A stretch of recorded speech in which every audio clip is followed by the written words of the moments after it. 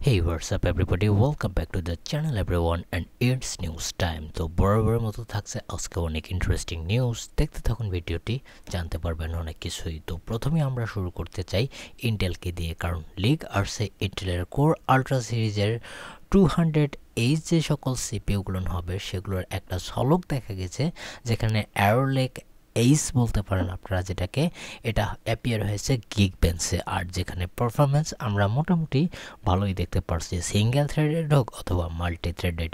Even এখানে যদি আমি আর একটা বিষয় নিয়ে কথা বলতে চাই, অর্থাৎ এখানে যে সকল জিপিইউ কোর থাকবে 8Xe কোর থাকবে, যেটা অবভিয়াসলি একটা ভালো দিক গেমিং স্ল্যাশ প্রোডাক্টিভ যে কোনো ধরনের কাজের জন্য। যে সকল গ্রাফিক কার্ড ল্যাপটপের মধ্যে ফিট হবে না সেইগুলোর জন্য ভালো হবে। ইভেন যদি আমি কোর আল্ট্রা 5 225H এর কথা বলি, তো এটাও কিন্তু 14 কোর কমপ্লেক্সের সাথে আসবে, 5 GHz ক্লক, আর সর্বোচ্চ এটার 7টা এক্সি কোর থাকবে, যার পারফরমেন্সও আপনারা ডিসেন্ট বলতে পারেন। তবে হ্যাঁ, কোর আল্ট্রা 9 285H যেটা হবে সেটা তো অবশ্যই হাই এন্ড ক্যাটাগরিতেই থাকবে। আর এটাই ছিল ছোট্ট একটা ব্রেভ ইন্টেলের পক্ষ থেকে। আর তারপরেই যদি আমি এএমডির কথা বলি, তো অবশ্যই বলতে হবে আপকামিং এক্স3ডের কথা, কারণ এখানে দুইটা সিপিইউ আমরা মিস দেখছি এক্স3ডের, যেটা অবশ্যই লিক হয়ে গেছে, যেটা আমরা ক্লিয়ারলি এটাকে আইডেন্টিফাই করতে পারি। আমি অত নাটকীয়তা দেখাবো না, ডিরেক্টলি বলছি রাইজেন 9 99 X3D আসতে চলেছে, আর একটা আসতে চলেছে রাইজেন 9 9950 X3D, যেটা অবশ্যই 16 কোরের সাথে আসবে, 144 MB ক্যাশ, 5.7 GHz ক্লক। আর এবার গেমিং স্ল্যাশ প্রোডাক্টিভিটিতে দুটাতেই মোটামুটি ভালো একটা পারফরমেন্স করবে বলে আশা করা যাচ্ছে, যেটা আমরা এর আগের সিপিইউটাতে দেখেছি, উইচ ইজ রাইজেন 7 9800 X3D। তারপরের যে নিউজটি আসছে সেটি স্যামসাংয়ের কাছ থেকে, আর এটা রুমার ফেজে আছে গ্যালাক্সি S25 আলট্রাকে নিয়ে, যেখানে অবভিয়াসলি UFS 2.0 সাপোর্ট দেখতেই চলেছেন ব্লেজিং ফার্স্ট। আর এখানে আর একটা বিষয় এখানে অ্যাড ইন করা হয়েছে, এবারের যে ব্রাইটনেস থাকবে তার ডিসপ্লের, এটা অ্যারাউন্ড 3000 নিটস পর্যন্ত যেতে পারে। চিন্তা করা যায় 3000 নিট একটা ডিসপ্লের মধ্যে। বাই দ্য ওয়ে, এখানে আর একটা বিষয় UFS 4.1-এরও এখানে সাপোর্ট দেখতে পারি স্টোরেজ সেকশনে, যেটা কোরিয়ান জায়েন্ট থেকেই একটা বিষয় আমাদের সামনে সার্কুলেট হচ্ছে, তবে সেটি দেখার বিষয়। অ্যান্ড লুকস এবং ডিজাইন আগেরটার চেয়ে একটুখানি আলাদা দেখতে পারছেন, সেটা ওভার ফ্রেমের ক্ষেত্রে, এবং ডিসপ্লের দিকেও দেখবেন যে এবার একটু রাউন্ড শেপে কাট করা আছে। তারপরের যে নিউজটি আসছে এটি আরও ইন্টারেস্টিং, আর এটা আসছে AMDর গ্রাফিক রিলেটেড, কারণ এখানে AMD Radeon RX 9070X এর কথা আপনাদেরকে আগের ভিডিওতে বলেছি, তারা কিভাবে নেমিং স্কিম চেঞ্জ করতে যাচ্ছে আর এটাকে কমপ্লিটলি রিডিজাইন করতে যাচ্ছে নেমিংয়ের ক্ষেত্রে। তো এখানে এক্সপেক্ট করা যাচ্ছে যে 9070XT যে গ্রাফিক কার্ডটি হবে, এটি আগের বারের তুলনায় বা এর কম্পিটিশনের তুলনায়, অর্থাৎ নিজেদের ক্ষেত্রেই বলছি, সেটার চেয়ে মাচ মোর বেটার পারফরমেন্স করতে পারে। এখানে যদি আমরা ক্লকের হিসাবে দেখি, তো অবভিয়াসলি এটা RDNA 4 আর্কিটেকচারের ডিফারেন্ট তো অবশ্যই আছে, তবে 3.1 GHz এটা যেতে পারে। আর সাধারণত আপনারা যদি সিম্পলি এই কার্ডটাকে রান করতে চান, তো সেক্ষেত্রে হয়তো বা 260 ওয়াট পর্যন্তই এনাফ হয়ে যাবে, টোটাল বোর্ড পাওয়ারের কথা বলছি। আর যারা মডিফাই করবেন অথবা AIC যারা কার্ড পার্টনার থাকবে, তারা হয়তোবা 330 ওয়াটের ফায়দা উঠাতে পারবে, অর্থাৎ তারা একটু ওভারক্লক করে আপনাকে দিতে পারে।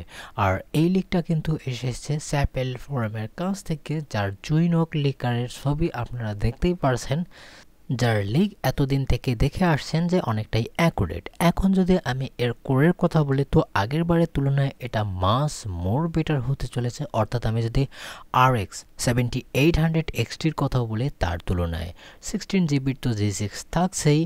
আমি জানি না এটা কতটুকু সত্য, তবে হ্যাঁ, এর রেফারেন্স অথবা কম্পিটিটর হিসেবে এখানে RTX 5070কে রাখতে পারেন। তবে হ্যাঁ, ওভারকিল হয়ে যাবে RTX 5070 Ti এর মতো গ্রাফিক কার্ড, তবে সেটা এক্স্যাক্টলি কীরকমটা পারফরমেন্স করে সেটার উপর নির্ভর করবে যে কে কাকে কতটা ভ্যালু দিতে পারে। আর এটাও জানুয়ারির শুরুর দিকেই অ্যানাউন্স হয়ে যাবে, তো এটার জন্য তো আপনারা অপেক্ষা করতেই পারেন। তারপরে যে নিউজটি আসছে সেটি মূলত এনভিডিয়াকে কেন্দ্র করে। আর এনভিডিয়ার আরটিএক্স গ্রাফিক্স কার্ড সামনের দিকে আসতে চলেছে ব্ল্যাকওয়েল সিরিজের।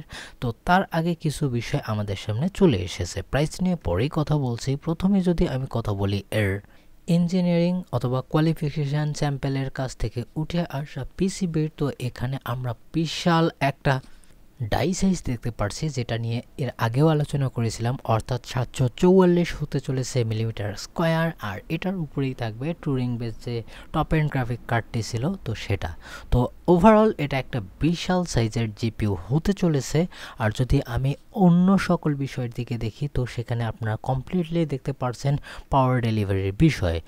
এখন অনেক জায়গা থেকেই শোনা যাচ্ছে এটা 14 লেয়ারের পিসিবি হতে চলেছে। আর যদি আমি RTX 5090-র কথা বলি স্পেশালি, তো এটার যদি আমি ফিচারের কথা বলি, তো এটা 16+6+7 পাওয়ার ডিজাইনের সাথে আসতে চলেছে, অর্থাৎ মেমোরি এবং জিপিইউ মিলে এটা কমপ্লিটলি 29 পেজের একটা পাওয়ারফুল বেস্ট হতে চলেছে। আর আপনারা দেখতে পাচ্ছেন যে এটা কোয়ালিফিকেশান স্যাম্পেলের GB202-300-1।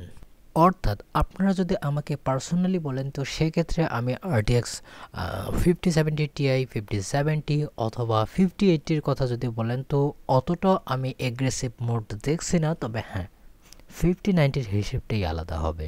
তো এটার জন্য তো আপনাকে প্রস্তুত রাখতে হবে পকেটকে। কারণ এখন যেটা বলতে যাচ্ছি, অর্থাৎ চায়নার কোথাও এক জায়গায় দেখা গেছে এর প্রাইসের বিষয়ে, অর্থাৎ RTX 5090 এবং RTX 5080-র প্রাইস দেখা গেছে, যেখানে ইউয়ান দেখা গেছে প্রায় 9999, যেটা অবশ্য RTX 5080-র হবে। আর RTX 5090-র হবে 18999 ইউয়ান, যার কনভার্ট করলে দাঁড়ায় RTX 5080-র জন্য প্রায় $1400 আশেপাশে। আর 5090-র জন্য আপনাকে হয়তোবা খরচ করতে পারে $2500 থেকে $2600। যদিও এটা সামনের দিকেই দেখা যাচ্ছে, তবে দেখার বিষয় যে এনভিডিয়া বা জেনসেন হুয়াং বিষয়টাকে কি করে। আই হোপ ভিডিও আপনার পছন্দ হয়ে থাকলে লাইক করতে পারেন, কমেন্টে জানিয়ে দিতে পারেন আপনার মতামত। আর এখনও সাবস্ক্রাইব না করে থাকলে করে ফেলুন, এটার জন্য আপনাকে কোনো ইউয়ান অথবা ডলার খরচ করতে হবে না। ভালো থাকবেন, সুস্থ থাকবেন, বাই বাই।